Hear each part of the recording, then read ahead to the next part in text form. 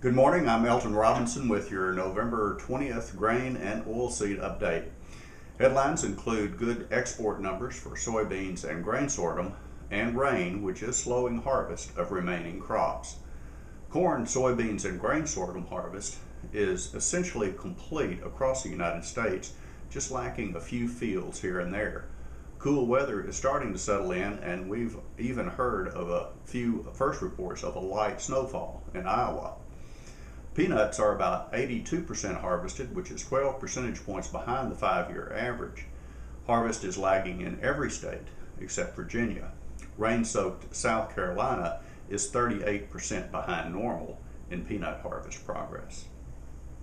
According to Hugh Gray, extension agent for Allendale County in South Carolina, peanut growers are reporting terrible grades, and cotton producers are expecting the same due to weathering of their crops by rain. He says producers need several weeks of sunshine to harvest remaining crops. In Arkansas, farmers have been returning to fields to finish up soybean and peanut harvest and to plant wheat and winter pastures. In Louisiana, rains the last 2 weeks have made for poor harvest conditions for sugar cane and have delayed ratoon rice harvest, according to Andrew Granger in Vermilion Parish. Field conditions are fair at best, said Jimmy Flanagan of St. Mary Parish in Louisiana. Turn rows are in terrible shape as sugar cane farmers continue to muscle out their crops. Tonnage per acre is respectable, he says. Winter wheat planting is 94% complete, which is slightly behind normal in the United States, although 11 of the 18 major wheat producing states are at 97% complete or better. Planting is lagging behind significantly in North Carolina and Texas, and to a lesser extent in Arkansas. In Mississippi, wheat emergence has been good overall, although it is showing signs of nitrogen deficiency. Nearly all winter wheat has been planted in Mississippi except for acres following recently harvested soybeans. 87% of the U.S. wheat crop is emerged, with 52% in good to excellent condition.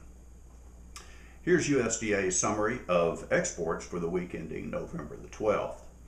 Wheat exports of 347,000 metric tons were up 45% from the previous week and 46% from the prior 4-week average, with the Philippines, Nigeria, Japan, and Ecuador as primary destinations.